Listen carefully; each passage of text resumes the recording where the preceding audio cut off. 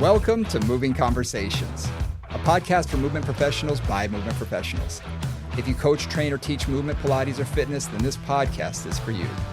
With more than 60 years of experience in fitness and Pilates, your hosts, Brian Ritchie and Nora St. John, explore the science of human movement, diving deep into the facts, myths, and common misconceptions, hoping to spark thought and conversation about how we view fitness and movement. Now, let's jump into Moving Conversations. And welcome back to Moving Conversations. I'm Brian Ritchie. Joining me as always is Nora St. John. Good morning, Nora. How are you doing this today?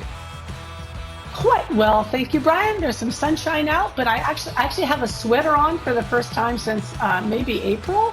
Wow. I'm in California, guys, so I've had nothing but short sleeves on for like the last several months. It's a little chilly this morning. Quite nice. It'll be warmer this afternoon, but fall is upon us. I've always found that amazing about Sacramento in that it can be 100 degrees at 2 o'clock, but in the evening it'll be 68. In the morning it's 65. It's unlike DC where if it's 2 o'clock, we're at 85, 90 degrees with a ton of humidity. It's still that hot at 10 o'clock at night. It doesn't come down. It is really a nice thing. There's something about it, I think that they call it the Delta breeze that sucks in the cold Pacific Ocean air up the river, basically, nice. And ends up. I've lost you there. And ends up, cooling us down. It just like I think the heat of the valley sucks the cold air in a really nice way. Our area in DC is between two bodies of water. Somebody's freezing. So because of that being between two bodies of water, what's interesting about it is during the winter, we can be without a whole lot of, snow and all of that sort of thing, snow and ice. But we also sort of get in this like heat bubble that just sort of stifles us, Yeah, you do. Yeah, we don't. Yeah. It gets really hot. In the summer, it gets really hot, but it'll always cool down at night. It's usually under 70 at night. And it's usually, really pleasant until 8 or 9 or 10 in the morning, depending. Could be 105 at 5 o'clock, but at 10 in the morning, at 9 in the morning, it'll be like 72. That's awesome. Gorgeous. Yeah. Well, today, the topic that we've decided to do is the shoulder. We're calling it the synergy of the shoulder. And originally, just so everyone who's listening can be a little privy of what we were discussing last week. What's always interesting is we turn off the mic and then you and I talk for another 20 or 30 minutes. And the conversation is sometimes just as interesting as what we just talked about. And we have to say, wait, hold that for next week. Hold that for next week. And we were trying to decide whether we were going to talk about the scapulothoracic, because that's such an incredibly important joint, or the glenohumeral joint, what most people consider to be the shoulder joint. But we decided, you know what, let's do the synergy of it. Let's focus much more on the anatomy and kinesiology aspect of it this week, the function. And then we can get into things like rotator cuff impingement and all of that kind of stuff as a separate one. So consider that a part 2 that we'll hit in upcoming, weeks. Maybe next week, maybe the week after, we'll figure that out. But so today we're going to do sort of the synergy of the shoulder, talking about the function. So the key thing we have to start with here is that the shoulder is such a complex, interconnected part of the body, right? It influences the cervical spine. It influences the thoracic spine. It floats on the rib cage, which influences the movement of the scapula. It's connected to the axial skeleton through the clavicle. Yep. And then you have a whole glenohumeral joint, which has its, big ball, little socket, all of its mobility. All of those players work together on almost anything you do with the shoulder. Yeah, everything basically from mid-rib cage, mid-spine up, from like T12 up is going to be influenced in some way, shape, or form by what we do with the shoulder joint. Or when I say shoulder joint, I'm going to be combining all 4 joints. Why don't we talk about that right now? The whole picture. Yeah, the whole picture. The shoulder complex. Exactly. Yeah. So we do know it's made of 4 joints. We have the sternoclavicular joint, which is where the clavicle and the sternum connect, which is actually the only really fastened area of, let's say, the entire shoulder joint when we're talking about the scapula. The scapula sits on that point at the clavicle, and it connects to the clavicle via the acromioclavicular joint. And then, but the clavicle, right? The clavicle can move. So play for a moment, play with that. But remember, that is, to Brian's point, the only thing that connects us into the stability of the axial skeleton is at that sternoclavicular joint. Yeah. Everything else is mobile. And it just floats. Very mobile. It's very mobile. It floats there. Something that one of our good friends, Joy Puleo, mentions in her anatomy classes that I've stolen many, many times, is if you took the arm and everything and just took off all of the connective tissue and all you had was a skeleton, what's going to happen? The humerus is just going to fall down because it is not connected whatsoever to the scapula at the glenohumeral joint. And that scapula itself is going to fall downward and just sort of hang there by our SC joint, our sternoclavicular joint. That's the only real place that we have sort of a functioning axis for a rotation that's attached to our axial skeleton.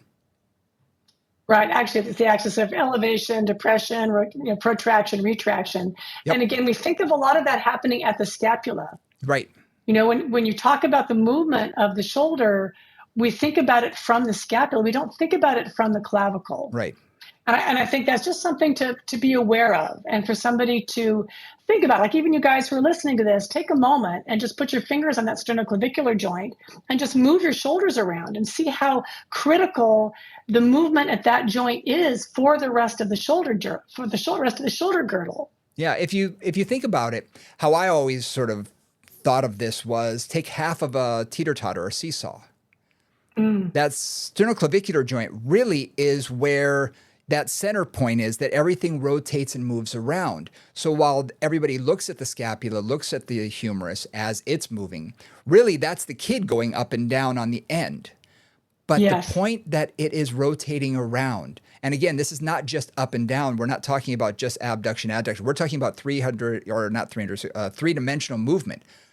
Yeah. All takes place around that one joint. So it has to be a very strong joint. And the funny thing about it is that it is kind of a strong joint, but it's really only held together by ligaments. Yes. There's not a lot of muscles that cross that joint. The sternoclavicular, the SCM, sternocleidomastoid, a little bit crosses that joint, but really it's primarily held together by ligaments. And one thing to think about there is if you have something like a clavicle fracture, right, or a dislocation of the sternoclavicular joint, either of those things can disorient and disorganize the entire structure. 100%.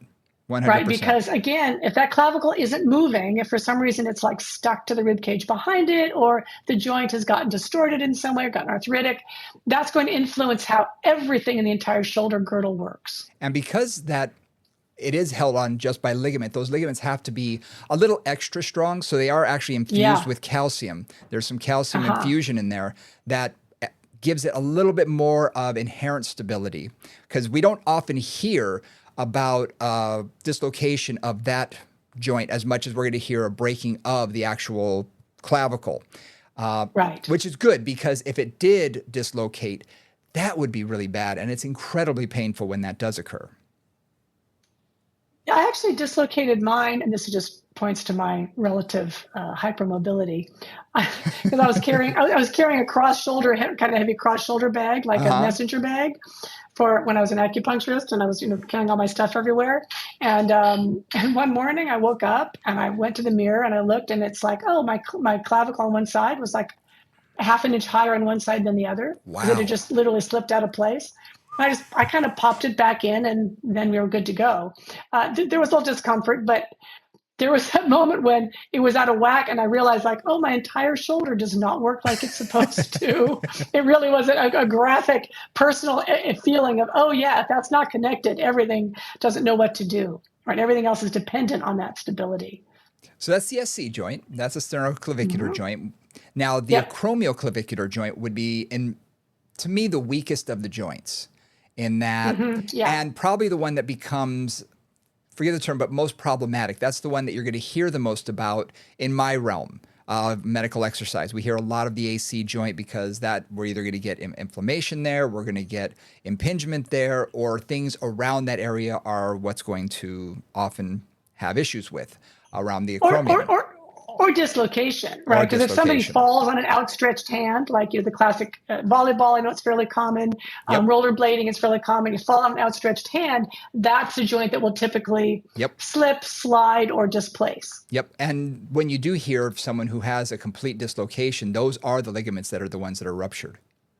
Yeah, exactly. That's a typical issue. So you've got arthritis issues, and you also have wear and tear there, right? Yep. So a lot of the other things you're pointing to are that's an area that gets a lot of wear and tear from just everyday activities or heavy duty activities. Yep. Next would be the glenohumeral joint, and that's the one that you typically think of as the shoulder joint. If I were to ask a ninth grader, where's the shoulder joint? That's what they're going to point to. Yep, absolutely.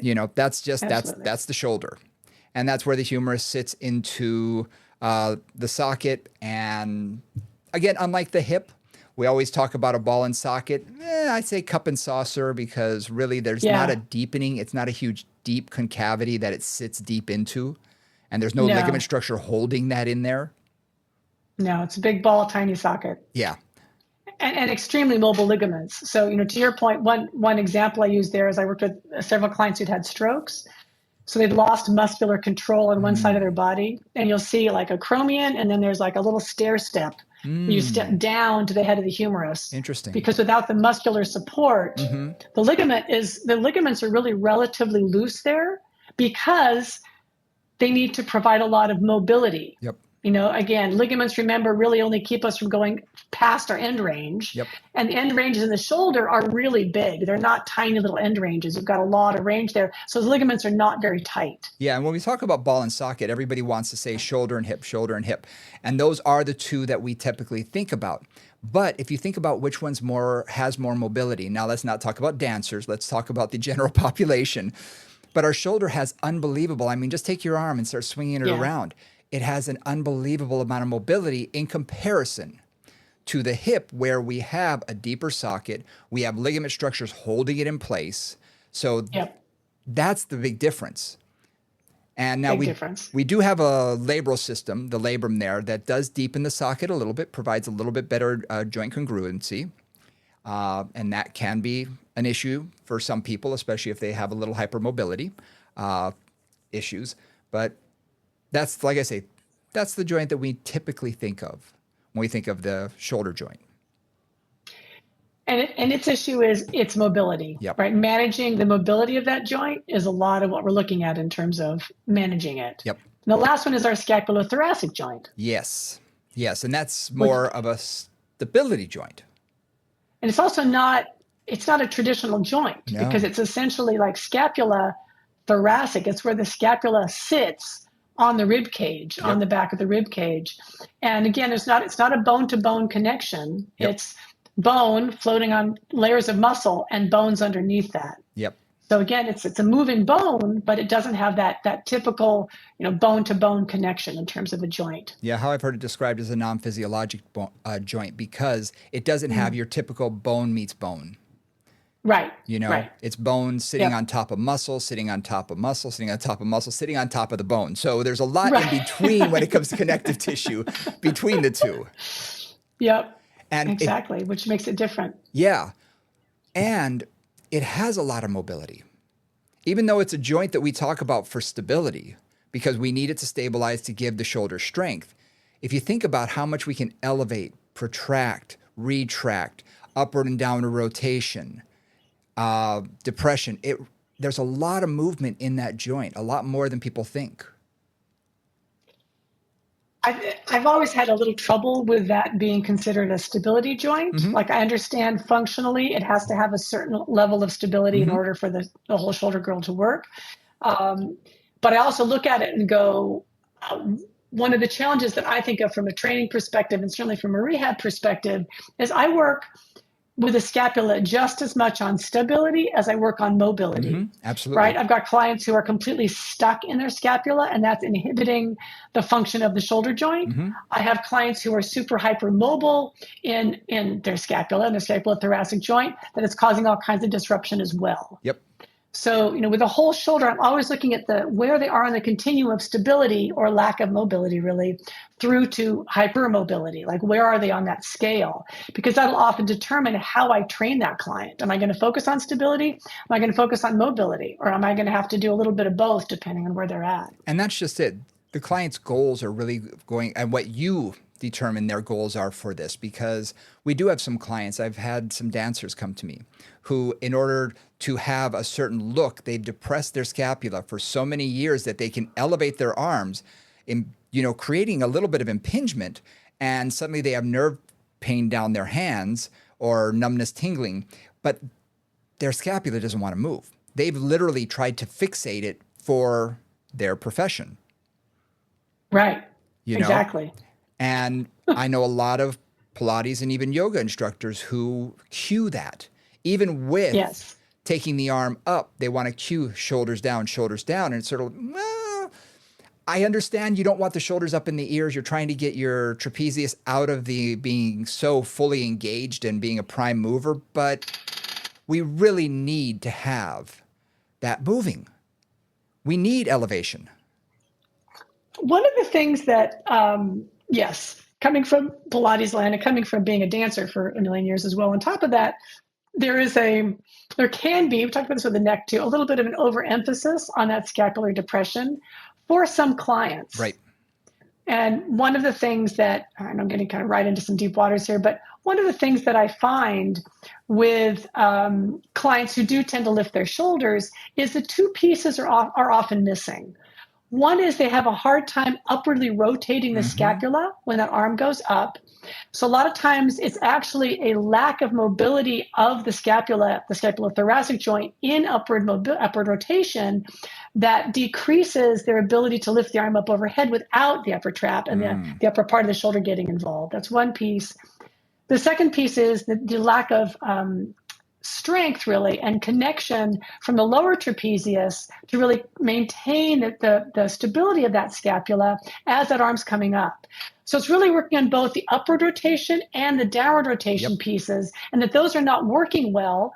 And that's often where that shoulder tends to come up and over and elevate. Yep. And something you just said that I find is lacking in just about everybody who I see is the lower trapezius.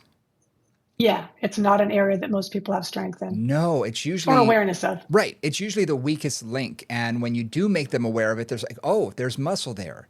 Oh, okay, I can feel this now. Because what most people don't realize is that as we elevate the arm overhead, there does come a point where there's where the scapula is, that it elevates, and then it actually at the end will begin to depress. That lower trapezius will actually help pull it down and give it more room to move. And that does work. That's exactly right. So, and now, guys, follow us at home. I know this is all audio, but there we go. If you take one arm out to the side, and I take it out at an angle, I'm not all the way up near my ears. I'm kind of at maybe a 45-degree angle from 90 degrees, so halfway between 90 degrees and all the way up at my head. And reach the arm away and pull the arm back in. Reach the arm away and pull the arm back in. And with that angle, you start to feel that you can actually feel the bottom tip of the scapula move in towards your spine. That's the lower trapezius that we're talking about. Yep. Is that ability of that bottom part of the scapula to come down and in. Remember that, well, you may not remember, but I'll tell you, the trapezius attaches down to T12 at the bottom of the thoracic, and that's that connection from that bottom tip of the scapula down to like T12. And that's the area that we're talking about, is that low part of the thorax and its connection to the scapulothoracic joint. Yeah. Let's talk muscularly.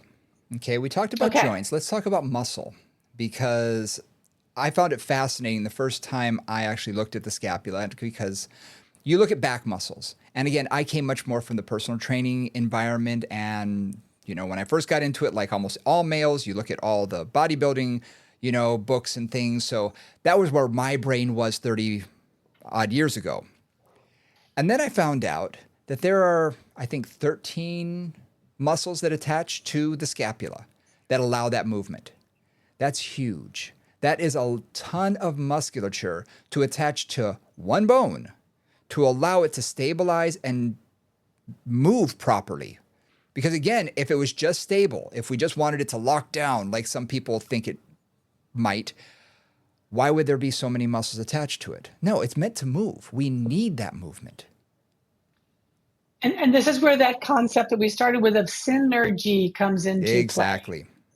Because all those muscles that attach to the scapula, either attaching it to the spine, attaching it to the head, attaching it to the arm, all those complexities need to work in harmony, ideally, to create the appropriate movement of and really movements of those muscles to move the scapula the way you want to move it. I use two different concepts here. One is that the scapula is like an island. That's a floating island, basically, or like, a blow up thing in your pool. And the muscles are going to be pulling it in any direction because they kind of can pull it up, down, right, left, and out. The other idea that I have there is that a lot of the muscles that support the scapula are like dance partners. Mm-hmm. That one is going to be isometrically contracting or eccentrically contracting, or one is concentrically contracting. And there's all these partnerships around the scapula where you're really trying to create that synergy between two maybe in that moment opposing muscles, mm-hmm. to really create the balance and the stability and the strength and support of the scapulothoracic joint. I love that analogy because, like dance partners, as one contracts, the other has to stretch. Yep. So there has to be that give and take between, one pulls, one pushes, one pulls, one pushes, or one lifts as one depresses. And, if you think of just when I look at it from the back, and I remember years ago, you and I were talking about this, and you said, wouldn't it be cool if we could, with bungees, try and figure out a way to make all of the muscles of the scapula work properly on one of our mannequins, our skeletons. And it was almost impossible because of all the different directions that they pull at all times. As one, and all the different layers, as one is in just a simple thing, like think about upward rotation, where the scapula is actually rotating outward and upward. Certain muscles are contracting. Other one, the muscles that are contracting that are actually doing the elevation, and the other ones are lengthening. The lower trapezius is lengthening. Traps 3 and 4 are lengthening. We have a little bit of length going on in the levator scapula as it comes down and you just look at it thinking, wow, okay, all of these are lifting it and all of these are actually rotating it and pulling down. And in the opposite motion, those are all what's returning it. So it was one of these things that we looked at thinking, wow, how can we do that? And it is one of those things where you look at the human body and think it's kind of one of the perfect machines, because all of these things are designed to make this shoulder joint work as optimally as possible. And I don't think you can make it any better. Well, given the demands on it, again, they mostly last forever. Like, how does that work? Right? They mostly last forever. I mean, again, everybody's got issues, but they mostly last forever. And they do an amazing amount of things. I mean, everything from, climbing a mountain or doing rock climbing. I'm kind of thinking of American Ninja Warriors, what I'm thinking of there, right? Crazy upper body strength, to people who do manual labor. I'm thinking of like a friend of mine was a bricklayer and a mason, moving big things and getting them organized, to, lifting kids, throwing things around, pitching balls. Yep. So many things that we have to do with that upper body. Yeah. And all those muscles, beautifully for us, work in a generally unconsciously coordinated fashion. Well, if you think of athletics, like baseball, or where you have to throw the ball, okay, the amount of synergistic movements that have to occur throughout the entire body is unbelievable. But just in the shoulder joint, to make sure that they don't injure themselves, to make sure that their arm has enough power that can throw from, I used to be a catcher, so I used to have to pop up and actually make it throw it to second base and have that be dead point accurate. And I could do it every time without a problem. And I had to have velocity on it. And that's a huge distance. And you're thinking, wow, the amount of strength, and I had to do it repetitively. It's not just once, but repetitively. Someone from right field has to be able to throw it, almost 100 yards to get it to home plate. And they can do it, some of them, without even, a one bounce, just straight in. The amount of strength that has to be generated is unbelievable. And again, has to be repeated, not just once, but repeated. That's incredible. And it's not just the strength. I mean, we talk about this sometimes in terms of fascia, right? It's that timing of the recoil and the release, right? That you can throw a ball at apparently 90 miles an hour, or 80 and 90 if you're a professional ball player, and where that force gets generated, and then how it moves through all those parts of the body at the right timing to actually generate that force and deliver it to the ball. And that is that synergy, that complex organization of all the bits. Yep. So let's talk about a couple of those. Let's see if we can exampleize a couple of those. Yep. So a very simple one that I often start with is thinking about the serratus anterior and the rhomboids. Right, so serratus anterior attaches from the medial inside the body border of the scapula around to the ribs, right, to like 1 through 9 ribs in the front. So your scapula is kind of sitting on top of it. Yeah, exactly. Scapula sits on top of it. And it attaches to that back corner, right? That medial corner closest to your spine in the scapula. And then from that medial border of the scapula closest to your spine, the rhomboids go up and attach into your thoracic spine. Yep. Right? So you kind of have this band of muscle that go from the front of your ribs around to your spinous processes, right? From front to back. And the scapula, right between the serratus and the rhomboids, they can place those scapula anywhere on that path, right? They can move it forward into protraction, the scapula, and then the serratus pulls it forward and the rhomboids stretch. You can do it into retraction, the rhomboids pull it together and the serratus stretches, and anywhere in between there. Yep. Right, where that scapula is sitting in kind of the front back plane, in the sagittal plane, if you will, or really just sort of the front back plane, right? Those are organizing that. Yeah. And those are just the two main muscles, because we also have additional ones that are assisting on top of that as well. So yeah, they are definitely working together to create that motion. And you're right, it is sort of the sagittal plane. I was just thinking about that going, would it be transverse? It's sort of, the motion feels like it's sort of elliptical, but it's not. It's more of an oblique plane. Let's just say oblique plane, because it's not a traditional sagittal or frontal or transverse. But yeah, working together to keep that motion forward and back, protraction to retraction. And along with that, right, our trapezius, which does a lot of very complex things, and I'll talk about its synergy in a moment, but basically, right, then it's also connecting, this time now, the clavicle and the top of the acromion in towards the spine, and the scapular spine in towards the spine. Yep. So it can also assist with that retraction. Yep. And may get some stretching on the protraction. And the pec minor does the protraction. Exactly. And then you've got the pec minor on the front, and even the pec major on the front. Sure. It's not attached to the scapula, but it's going to be participating in that protraction. Absolutely. Right? Pulling not the scapula, but the humerus forward along with the scapula. So that's already multiple layers that are all working together, and do a bunch of other things at the same time. Like, one of the things about the dance partner analogy is this is really like a square dance where the partners are continually changing who they're working with to do different tasks. Yes.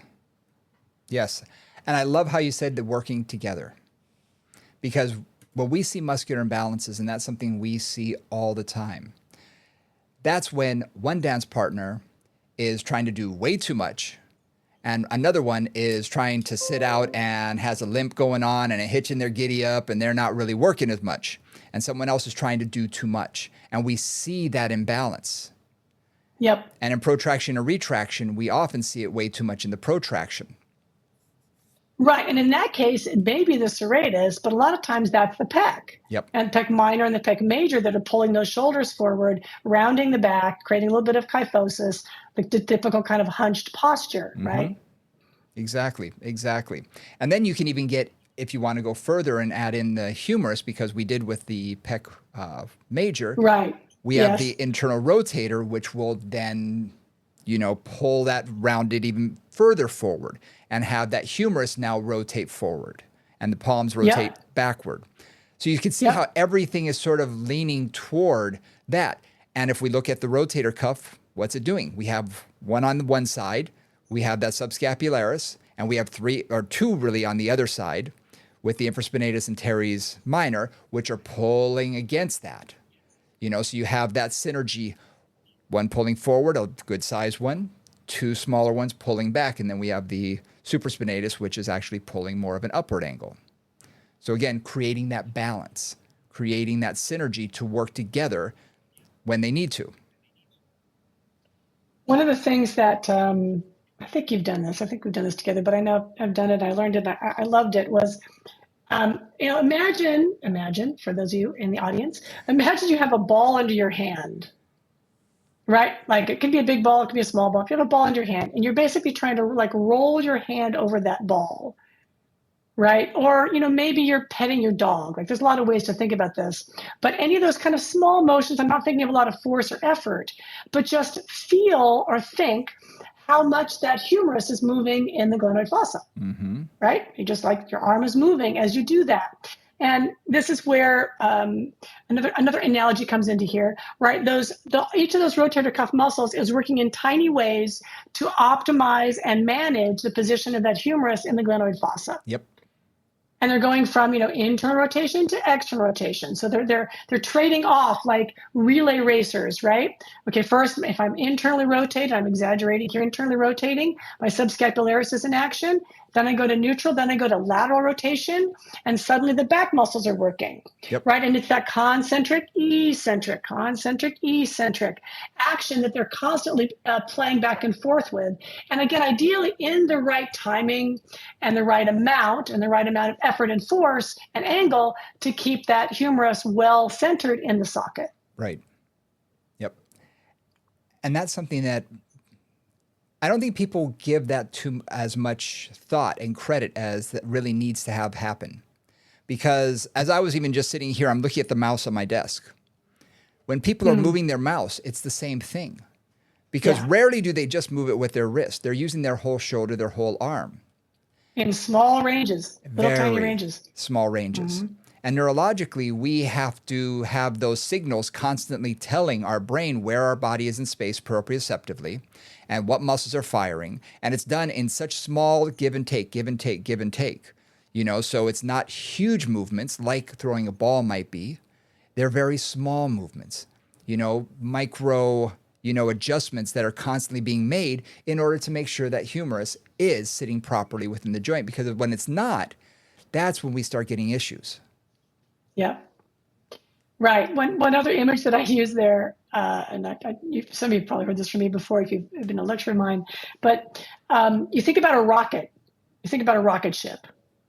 And you think about the big rocket that pushes it into orbit, right?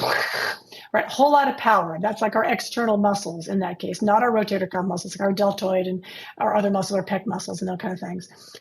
And then once you get into space where there's no gravity, other things, they have those little tiny booster rockets, those little tiny, like little put, little tiny boosters that do those much more subtle adjustments. I always think of the rotator cuff as those subtle booster rockets. It's not the like get you into space. That's your lat and your pec and your big power muscles.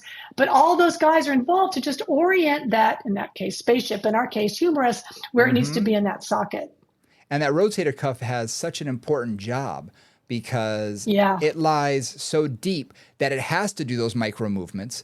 Because when we're firing our deltoid in something like a lateral raise where we're doing pure abduction out to the side, what would naturally happen is the orientation of the deltoid would want to pull that humerus directly into the scapula, into the acromion. So so the rotator cuff's job is to, hey, I got to pull this down. I got to make sure it's working right. I got to keep it properly centered in the joint so that the big, strong deltoid doesn't take it out of that natural path that it needs to be in. Right. Isn't the bully. Right.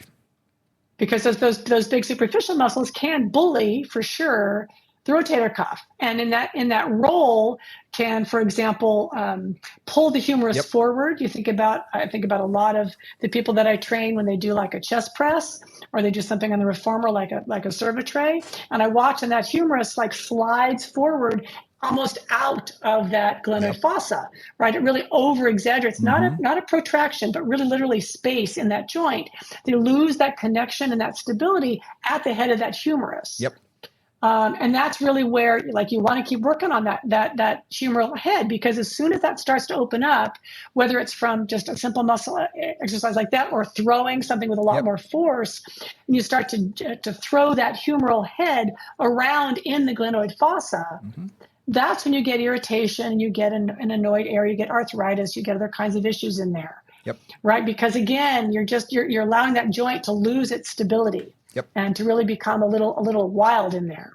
You and I years ago taught a class together called the Forgotten Five, where 5 muscles that tend to atrophy with age and disuse. If you don't use it, you're going to lose it, basically. And the rotator cuff is one of those. Because I've seen in cadavers where that rotator cuff on an older person, someone probably in their 90s, I didn't do any carbon dating, so I don't know for sure. But the person was frail, let's say that. But it was like rice paper. The rotator cuff was so thin, it was like rice paper. And had a dowager's hump and postural issues you could just see in the skeleton. But it gets so thin because it's not used as much. And it definitely comes down to you have to use it. I think almost every training session should involve some rotator cuff, should involve something to do to create a little bit more integrity of that joint from an inner level, not just the outer big muscles. No, because you're not going to see them anyway, right? The rotator cuff, you're never going to see what those muscles are doing from an external perspective. And the thing about the rotator cuff, if we're going to go there, is you don't have to work it hard. It's an endurance muscle. Right? Just, I'm sitting here at my desk right now and I'm just medially and laterally rotating my humerus, just internal rotation, external rotation. That alone is going to just keep that area woken up, keep that coordination alert in my nervous system, and allow those muscles to maintain a little bit of strength. They don't need a lot of resistance. They just need to be worked, and they need to be worked regularly, especially in many ways, the lateral rotators, because if you think about, again, daily posture is going to be typically internally rotated, pronated with the hands. And we don't do that external rotation. We don't do that lateral rotation of the humerus. We don't open up the chest. We don't extend the thoracic spine. All those pieces that go together. And that's what we lose also as we age a lot, and people just give in to gravity. It's funny that you mentioned just doing that rotation. When my wife and I were first dating, she had an office job and she started complaining about her rotator cuff. She just said, it's hurting and I don't know why. And it was, of course, her mousing hand. And she didn't have any equipment. She didn't have anything with her at work. And I said, just do this. And I literally said, imagine you have a band in your hand. You're just going to do internal and external rotation 20 times. That's it. Do that 2 or 3 times a day. I said, you're just trying to turn those muscles back on to just get a little blood flow there, get it working, remind it what its job is, and it made a world of difference. She didn't really need any resistance. And it just shows you how important that muscle is to balance out the natural movements of the glenohumeral joint and how important that is. And we kind of jumped into the glenohumeral joint from the scapulothoracic, but they go hand in hand, and they're so important. They go hand in hand, absolutely. If you want to do abduction of the arm, you need to be able to move the scapulothoracic joint. So let's talk about that. Let's talk about movement quality now, because we want to get into, how are we supposed to move? Because we talk about glenohumeral rhythm, so we can get into that a little bit. And what is proper glenohumeral rhythm? So this is where I really, again, this dance partner concept, how do the parts work together optimally? And the key thing that I always look at with clients and want to assess with clients is, can they lift their arms up? Can they lift them up? And it doesn't matter, it could be abduction, it can be in flexion in front. Can they lift them above 80 or 90 degrees? What happens when they do? Like, just as a question. And a lot of times when I first have a client do that, all I'll see is that whole shoulder will elevate, and that will happen first, and the arm will rise up second. Yep.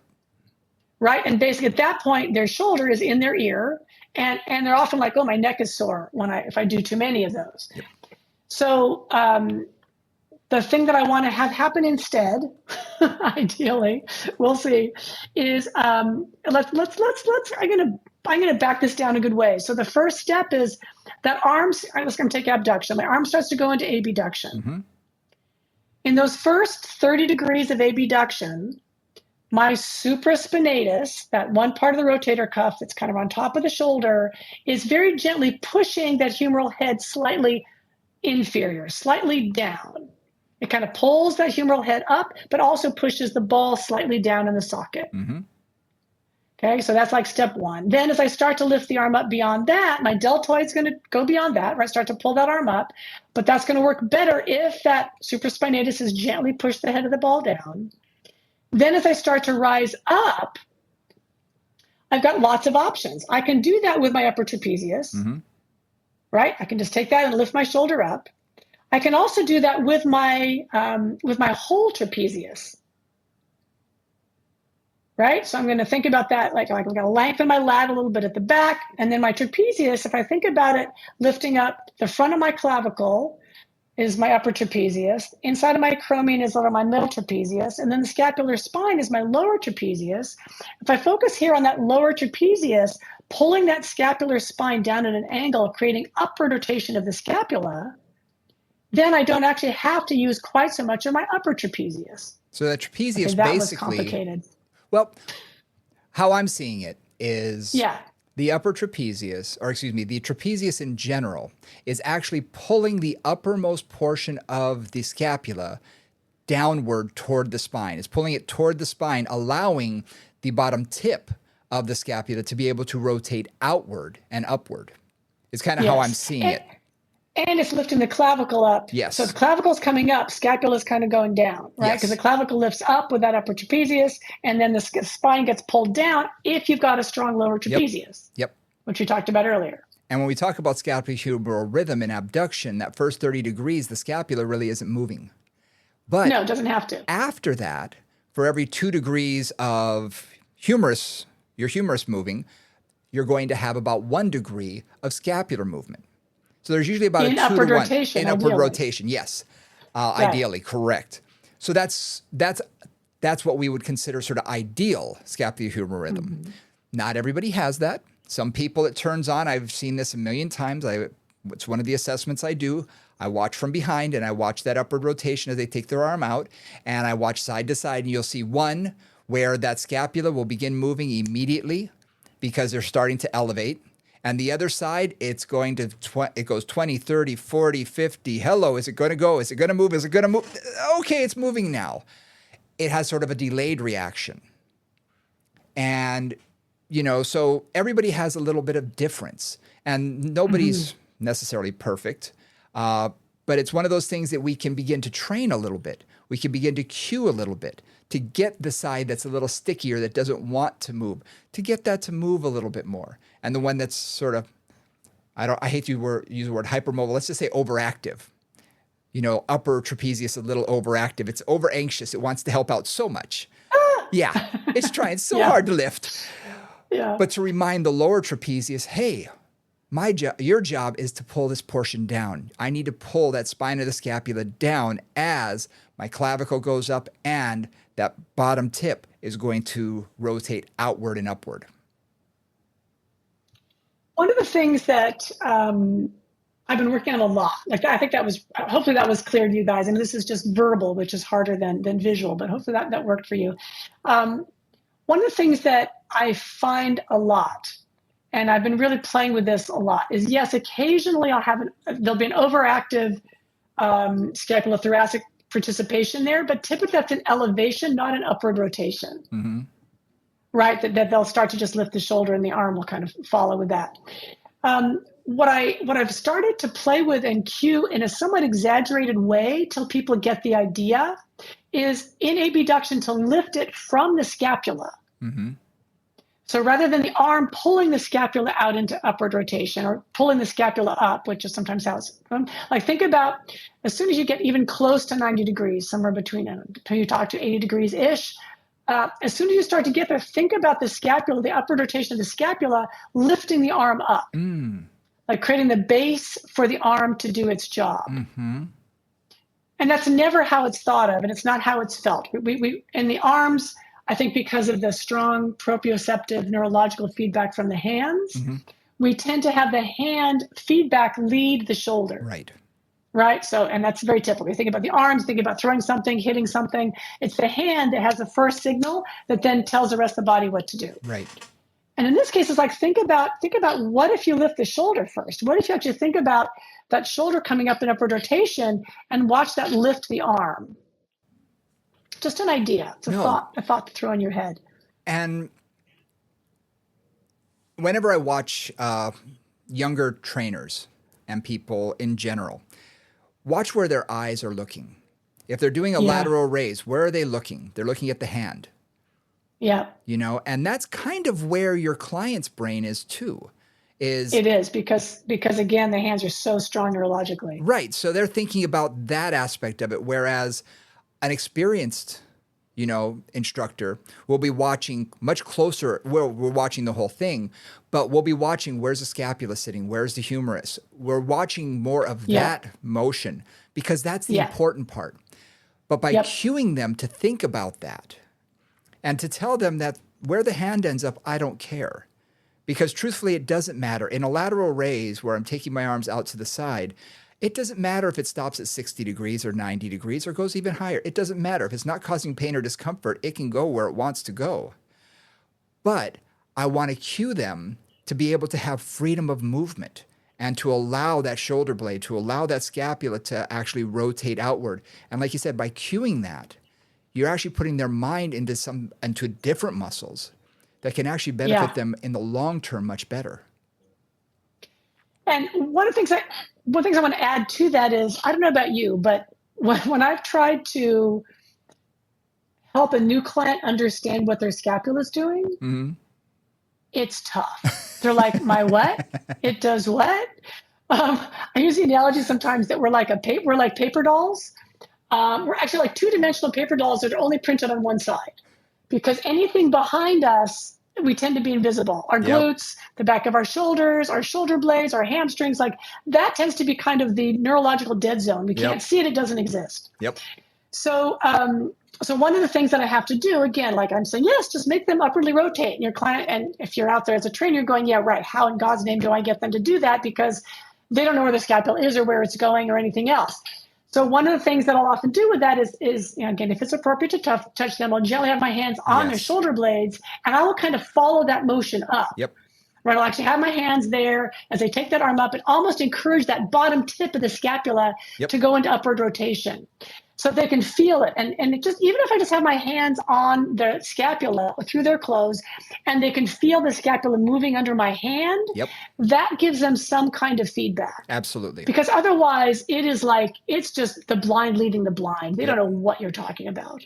Absolutely. I've often used my fingertips occasionally at the tip of the scapula.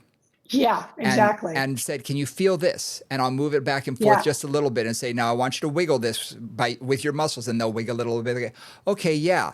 Now, as you take your arm out, I want this to go, and I'll gently, when I say gently assist, I'm putting like a half a pound of help. I'm barely touching it. Just very gently move it, But it's giving them proprioceptive feedback that they're like, exactly. Oh, okay. And you do that for 1 or 2 repetitions, then you take your hands off, and all of a sudden they can do it because you've put their mind into the muscle and into the bone. Proprioceptively, you've woken it up.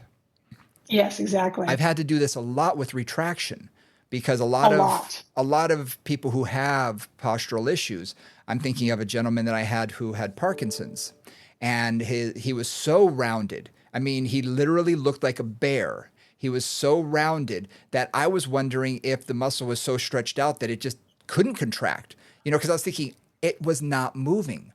What did I have to do? I literally had to pull his shoulder blades together manually. I put him in a corner with his hands on the wall, lean forward, And I literally used my hands and pulled him back and said, now hold this. Now come away from the wall. Hold it. Don't lose it. Don't lose it. Don't lose it. And suddenly he's like, oh, I could feel that a little. And again, Parkinson's made it a lot more challenging. And I've used that technique on different people before because they can get into that position. They're like, oh yeah, I can feel that now. Now pull away from the wall and have their hands are still in the air. And now hold that position. Okay, I can feel that squeeze. Now let your arms down. Now put it right back. And they'll put it back and they're like, oh, and you've woken it up. Right. You've got to teach people how to move their scapula. Yes. I find 99% of the time, it's such a blank spot. Yep. And if you're working with the shoulder and they don't have some ability to move that area with some awareness, you can't quite make the progress that you may want to make. Yep. Unless they have really good movement patterns naturally, which many people do, but many people don't. And if they really don't, you've got to really work on getting those movement patterns woken up. And as a trainer, I want to do that early in the session. Right. Yep. So if I'm really working on a movement pattern that I know I'm going to be working with, like upper body or whatever, for a while, I want to start with getting those movement patterns as clear as I can, getting their awareness of those movement patterns as clear as I can. Then I can go in and add it into adding a load, adding resistance, whatever I'm doing in terms of choreography or movement. What's interesting but I've got to get it woken up first. Today, just literally today, a few hours ago, I was working with a client who he came in with a little bit of discomfort, rotator cuff last week, and what we did inflamed him a little bit. It's calmed down since. So I said, you know what? I had a feeling that he's a guy. He's fairly strong. I had a feeling he was going overboard with the amount of resistance he was using. So what I did is I took his resistance down and we went much more for motion. And what I learned from watching him is as soon as the resistance went up, quality of movement went way down.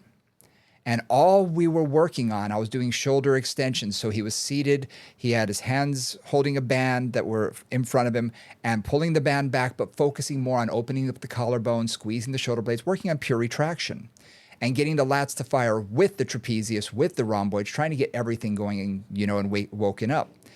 And it took us probably 10 to 12 repetitions before I could feel that he was hitting it right. And once he did that, I said, okay, now I'll start counting the reps. Because it's like, you're not doing it until he did it right. And then I say, okay, now we can get it. And he did 20 repetitions after that. Again, we did a light resistance. And he said, oh, I feel this and I'm feeling fatigue. I'm not feeling, and that was the difference. Before he felt discomfort. Now he says, I'm just feeling fatigued. And I think I'm feeling it in the right muscles. And I was like, yes, lowering the resistance, working on quality of movement really changed the exercise for him. And he literally did 5 or 6 sets on his own sitting there because he wanted to ingrain the feeling. And I finally had to say, okay, you have to stop now because you're going to be so sore tomorrow. But ingraining that feeling so that he could really get it and working on quality of movement. And it worked. It worked great. And he really walked out of here thinking, okay, now I know what to do and I can do it properly. But again, with some guys, it's hard to change that thought process.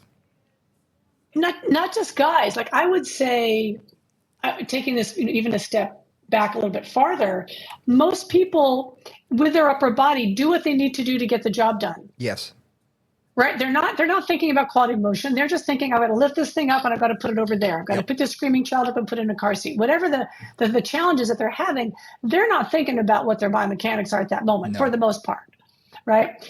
So what I find with really all of my shoulder clients who have shoulder issues, who I really want to work on getting that either stronger and more functional or out of pain, I go back to the beginning and I just focus on quality of movement with the rotator cuff, quality of movement with the scapulothoracic joint, quality of movement with how the neck and the thoracic are organized with that, what's happening with the medial lateral rotational the glenohumeral joint.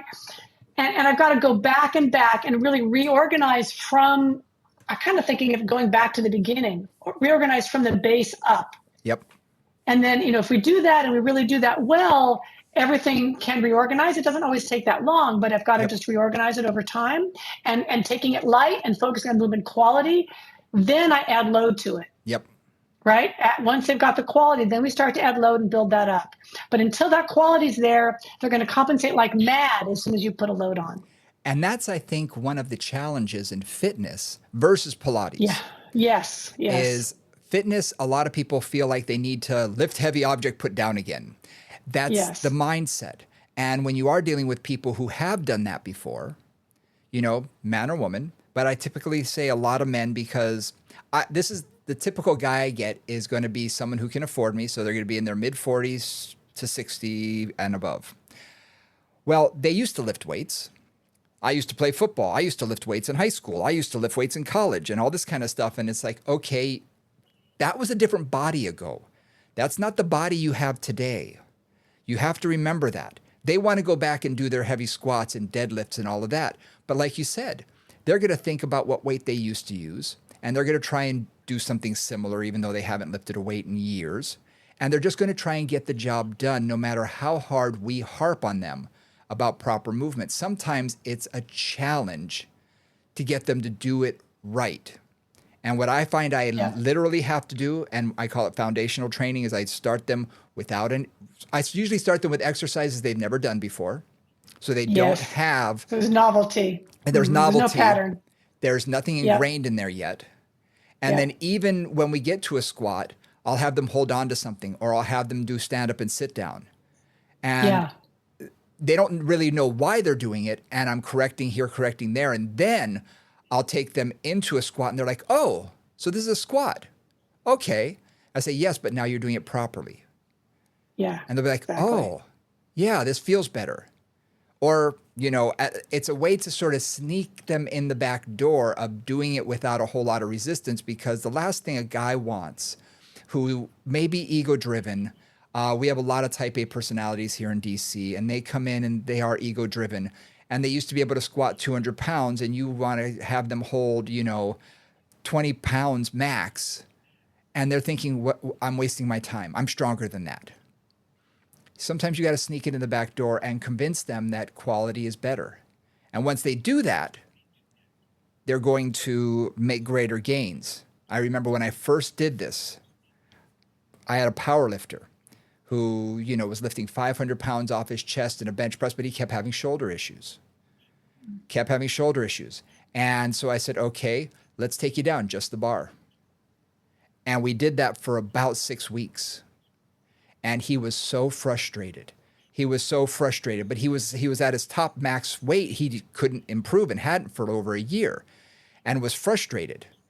Well, by doing that for a long period of time and then slowly increasing with proper form, with better movement quality, getting him to move his scapula at the right time, getting him to move his arms at the right time, he actually exceeded in time his max weight, his previous max weight, and was shocked. But I had to erase and take him all the way back. And fortunately, he gave me a lot of latitude. There's a lot of athletes who wouldn't have done that. Yeah, absolutely. He gave me that latitude. So sometimes you do have to sort of sneak that in and really get them to understand that proper movement quality is going to get them further along than anything else. So you had a client who was patient. Yes. Who was kind of willing to go down, or at least was willing to go down the path with you for long enough to make a difference, right? So a lot of people would have just been in and out the door, and that would have been that. You wouldn't have seen them again. This is always one of those interesting things, and we have this discussion a lot. I'm sure you have it in personal training as well. It's like, well, I'm not, what I'm doing isn't challenging enough for my client. My client wants more, right? They want it to be harder, faster. And Pilates, this happens often. I'm sure it happens in personal training as well. All the time.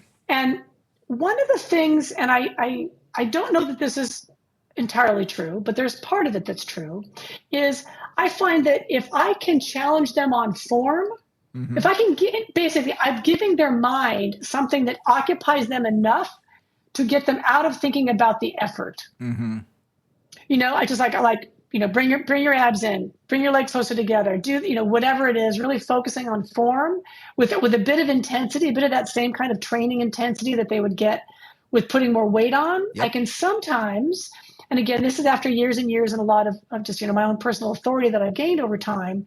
I can kind of make most people do what I want them to do. Not everybody, but a whole lot of them are like, okay, I'll put up with this. I'm not sure it's the right thing. You're not hard enough, but I'm going to put up with this anyway. Yep.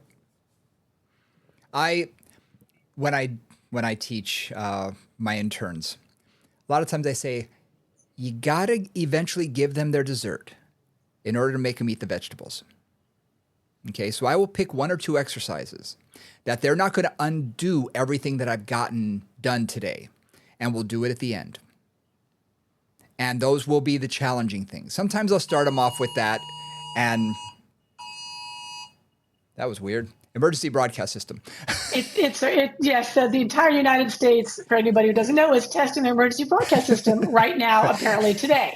So that's, if you're hearing a beep on your line, that is what's happening. That's what happened.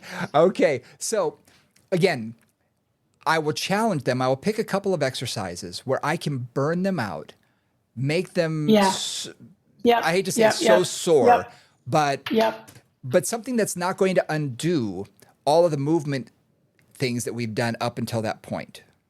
Yep. And put those toward the end, or sometimes I will intersperse them. I had a client once who said, you know what? I used to coach basketball for kids. And I noticed that the girls would sit there and they'd all listen, but the boys wouldn't. They were all going crazy. So what I realized is I had to run them like crazy for 10 minutes. And then they might sit down quietly and listen for 5. Then you got to run them like crazy. So when I heard this was years ago, I was like, that's actually really smart for everybody. So sometimes I can give them a hard exercise that's they're going to feel like, I did that. And then I can get them to do the smaller things because they're tired. Yep. And I always say hard but safe. Oh, absolutely. No question. Right. So for like for a lot of my clients, especially my male clients, when they first come in, I'll often start them before we do very much with long stretch, which is basically a plank version for those of you who don't know long stretch. Your hands are on the foot bar, you're putting back and forth. And they're like, number one, it's kind of a push-up position, which they're familiar with. Yep. And once you add the dynamic nature of the form of moving back and forth, especially when you put a relatively light weight on it, it is hard. But generally not going to be unsafe unless there's specific issues that I have to be aware of. And it's like, I'll do that. I'll do a couple of other things that feel hard. And then it's like, okay, now we can take them down. So I call it working from the outside in instead of the inside out. Yep. Make them, I love that, just wear them out first, give them something hard. They can feel like they have accomplished something. Then you can back it out. Yep. Right? Yep. Yeah. Exactly. And for me being a woman, I grew up with a lot of brothers. So I learned quickly that there's the alpha effect. And particularly when I'm a woman training a man or a very athletic woman, both situations are quite similar. I have to alpha them first. They have to know that I can kick their butt if I need to. And once I've done that and they're satisfied that I could, they'll often calm down. Yeah, that's true. But they got to know I'm going to be tough enough. If I'm not going to be tough enough, they're like, this is a waste of my time. What am I doing here? It's very true. It's very true. So we got a little bit off the shoulder track, but I think that's important information for people to take home with them. Because realistically, how do we work with clients who have that sort of mindset? And it's true. It's true. When I am dealing with people who have glenohumeral pain or discomfort, getting them to just move properly is so important. And we need to get that scapulohumeral connection and synergy. We need to get those muscles working together correctly, in order for everything to work harmoniously and not cause us additional pain down the road. Exactly. So that's the sort of thing that I want to make sure that I focus on with my clients. And like I say, I did it today with this gentleman, and he walked out of here thinking, okay, I got this now. So he felt successful, And he knew what to do. Yes. Not just successful, but empowered. Empowered, great word. Yes. Like now he knows where, like what I always say is you have to sometimes give them the experience of where you want them to go. Yep. So they can find their way to it. Yep. If they've never experienced that, you can talk till you're blue in the face. They're not going to get what you're saying. Yep. And that's not going to make any sense. If they experience it and then lock into their nervous system, they can then start to find their way to that experience in other exercises. Yep. Absolutely. Absolutely. We covered a lot today. Like So usual. guys, I hope, like usual, so again, the synergies of the shoulder, and we talked about it from many different angles, a training angle, but also some anatomy, and then some muscular relationships, and some philosophy a little bit in there too, just about how to think about the shoulder. And again, to Brian's point, proper mechanics. And I always think of the mechanics as happening first from the bones and the joints, and the muscles will follow over time. Yeah. So I really focus a lot, just like Brian does, on quality of movement, quality of how those joints are behaving, how the synergies between all of the shoulder girdle joints are acting. And then once I get that organized, then I start to add more load to it and more complexity. And I want to challenge everybody who's listening today. When you have a moment, I want you to go through your anatomy. I want you to look at all of those muscles in and around the scapula. And look at their motions. What are their jobs? What are they actually doing? So you can actually see, oh, when this muscle works, it's going to pull the scapula this way. And then I want you to look at what's stretching, what's contracting, what's stretching, what dance partners go with what. Because with different movements, you're going to have different dance partners. And like you said, it is a square dance. And that's a wonderful way to put it. You're going to be changing partners constantly depending on what you're doing. And we want to make sure people are strong enough for real life, not just being strong in the gym where you're lifting up in lateral raises. I've got, 30 pounds in each hand and everything. Great. Does that transfer into real life? Am I going to be able to carry a wiggly baby into the car? Am I going to be able to pick up this 50-pound thing of dog food, carry it upstairs, and then dump it without spilling it all over the place? Dump it into the bin.